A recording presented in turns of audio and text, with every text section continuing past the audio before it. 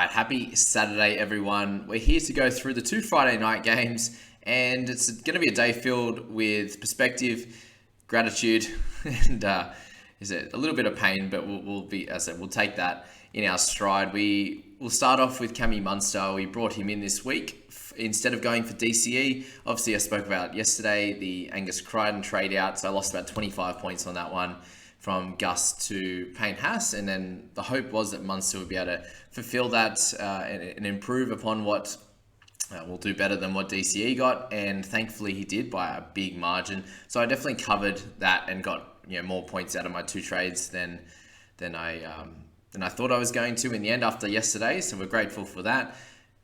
We're a bit annoyed by a bunch of other scores. We had a poor injury to Jerome Hughes, who's in my squad, which wasn't very nice at all, considering Munster was doing so great. And then we had a few poor scores in the Para game as well. But really just wanted to, again, show some gratitude and, again, not worry too much about fantasy and show that it is very much on the less important side of life when we see what happened to our poor man, Aaron Booth. So just wanted to speak about him a little bit. He's, anyone who doesn't really know, he's been someone that's bounced around a little bit, has been injured a lot, was with the Storm for a long time, and eventually got his chance to move to the Titans, and unfortunately hasn't had a big opportunity to play, just mainly because of injuries. And it looks like last night he's done pretty much every injury that you can to that knee, and considering he's had a lot of these injuries in the past, you see the devastation on his face, and that might end up being his career over after that one, which is just really, really sad, especially just for him in general, for the amount of work that he's put in. Obviously, it's his career, it's his dream to play this sport, and can very easily be taken away from you. So very sad to see that from Boothie. And then from a fantasy perspective, was actually doing well. 11 tackles in the first 13 minutes. We're looking for a 30 to 40 score out of him. And for those guys that had to play him, which was our people squad, for example, was a bit unfortunate for that 11.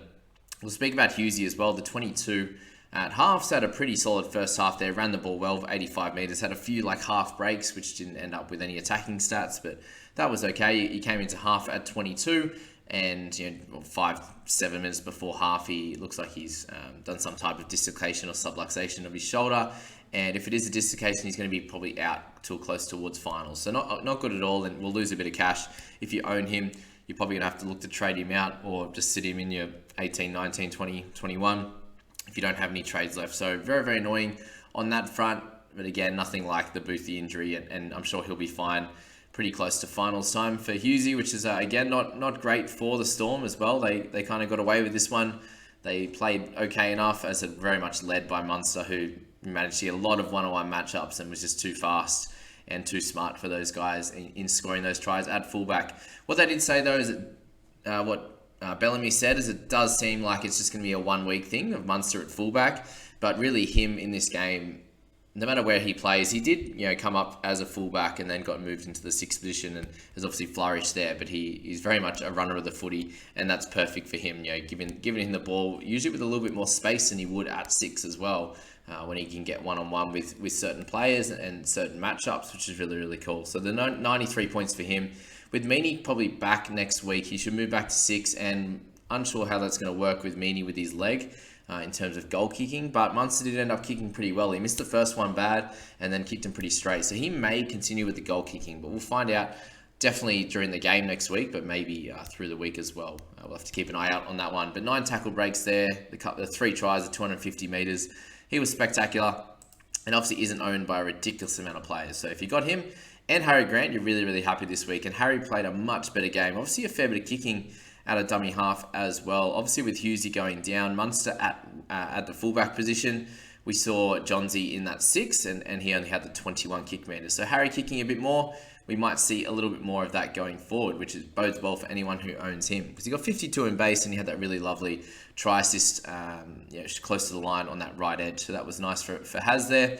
Dave Fafita did as much as he can with the limited opportunities, again, that they just don't give him the ball that much, and they really don't give him the ball in much space either. He very rarely gets that one-on-one that he did last year. How many times did Foggs or Brimo, whoever was on his side when he was left or right, how often did they get him one-on-one compared to what they're getting him the amount of times they're getting him one-on-one with a defender this year. I think it's very, very limited. So yeah, the 89 run meters for someone like Fafita is not good enough. The 37 tackles is great, but only 4 tackle breaks and 1 offload. Still getting the 54 you'll take for sure, considering it's way above the price that you've paid, but you're still hoping for that 60, 70 breakout kind of game. But the Titans just aren't playing well enough, to be honest, at the moment. Bromwich played some big minutes. Cooper Johns was very solid as well. So he looks like it probably is just the 1 week. Actually, now that I say that, Hughesy might be out. And Munster will be back. And that's the other interesting thing. Is John's going to play the 7? Is he going to have to kick a bit more? Is Munster going to do the majority of the kicking at 6? So that'll be interesting as well to see if Munster's going to be a really, really a good play for your side. Brandon Smith came back with a great 44-minute effort. Interesting to see if he gets any fines or any issues with the tackle that he got put on report for. I personally don't think it's a big issue. It's running sideways and he's trying to tackle him and he's going to naturally slide. He just ended up in a pretty poor position as to what my general synopsis of it, watching it live last night. But he had a great game at 48. So he can be potentially that guy in that mid-range that could, you could trade in for a Hughes, something like that if you need a solid scorer. But again, this is higher than he has been and the PPM much better than what's been happening of recent time. Brimo, Fermor, both 48 and 47 were solid. Again, not too many have them. If we're looking down the line, we've got Campbell with 39 was solid. Kamika only had the 28 minutes with a good score there. Fafita there with 4 try savers. Actually ridiculous, isn't it? 15 tackles, 5 misses, 66 run meters. So that first game was absolute anomaly there with him just getting that 200 meters. And then since then, he's been under 100 every game. Seve has been really solid. I actually really like him as a player. He's very, very strong in attack. Seems to just get a bunch of post-contact meters and defensively is very good also. Aaron Clark ended up playing 55 minutes and that last 30 snuck on. He was on a very low score for a long time. And unfortunately, him playing a lot more in the 9 position with Boothie going down just caused a fair few issues for his scoring. So his run meters goes down massively in that role, unfortunately. So that's that for him, and not ideal if you've picked him up because you're looking for scores around that 50 mark with Aaron and weren't able to get that last night. Be interesting to see if he's just back in that 9 position for the rest of the year now that Boothie is out. Nofaluma with 29. So I actually enjoyed a lot of his efforts and he's very much always a good runner of the ball. He actually passed the ball once or twice there there was one that Brandon Smith was screaming through and he got that ball to him when he's running across the field. And I think he just brings another dimension to their attack, especially, which they're definitely needing at the moment with a few of their guys out. Coates was back as well, so he was solid. Again, they got to get him in the air a bit more, even right over the try line, just so he can catch and drop down. There was 1 or 2 there that they kicked it a little bit short of the try line. He wasn't able to just catch and fall over and score. So definitely think they can use him a lot better. And Joshy King, our legend from the start of the season, for those that were right up the top there, only 8 in the 32 minutes there. And somehow, of course, when no one cares about his fantasy scores, still owned by 7% of those guys obviously aren't playing anymore, but he makes 16 tackles and misses 6. Where was that at the start of the season when I did not own him? Of course, that's how it works. Let's move to the Manly Para game, and this is where I'm going to start to get a little bit annoyed, but again, we're grateful. We're not in Boothie's position.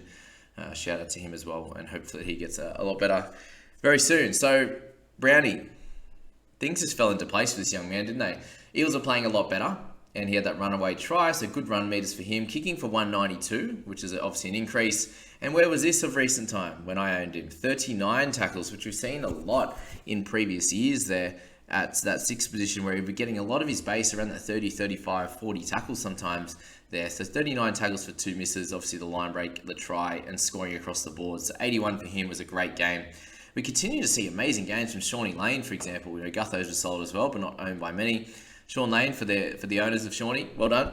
He's absolutely killing it. Another 67. He was 43 at half time, and there was really nothing that stood out. The run meters are great. You're getting attacking stats most weeks, try assists, some tries on the odd occasion. So he was great. I think Sabi had a great game as well. Obviously, really good in the air. Ran for 264 meters. Had the 4th line break. So a great game for him, even though they weren't able to get the win.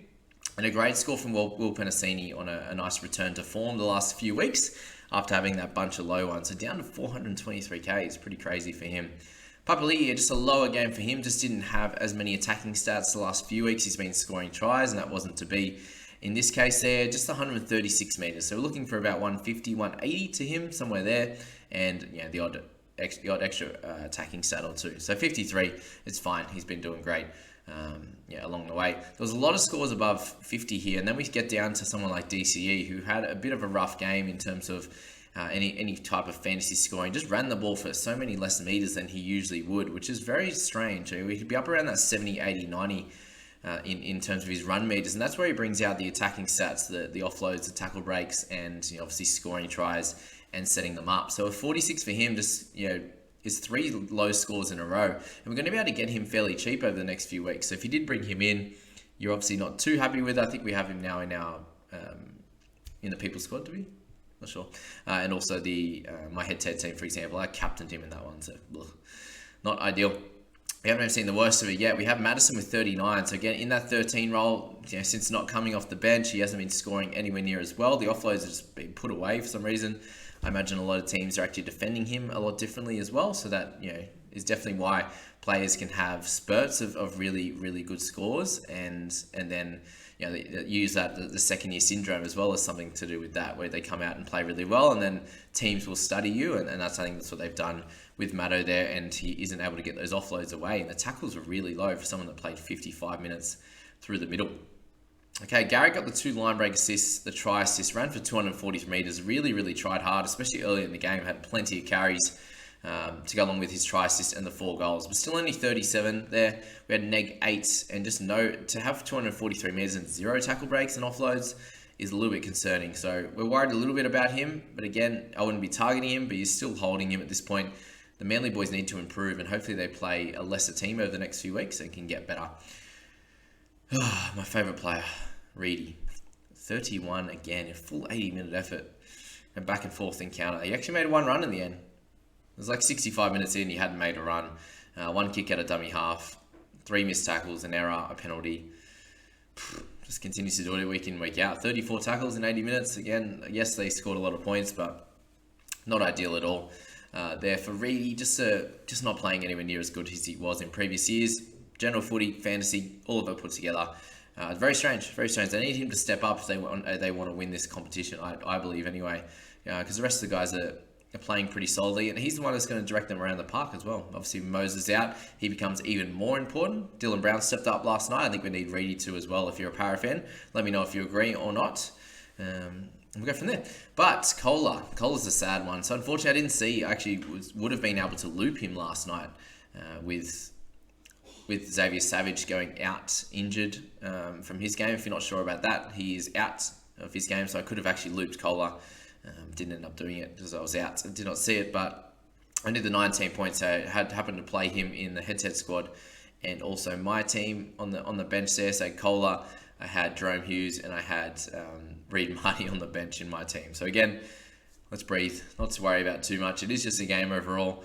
As much as we care about it, it is just a game. And as I said, Boothie last night, he really showed that how tough it can be, and there's more important things to life, that's for sure. And your health, obviously his leg, and hopefully it comes back okay. But that photo did not look good. So that's that video, guys. I hope you enjoyed that. Got plenty out of it, even just some perspective there. And like, subscribe. We'll catch you in that next video. See you later.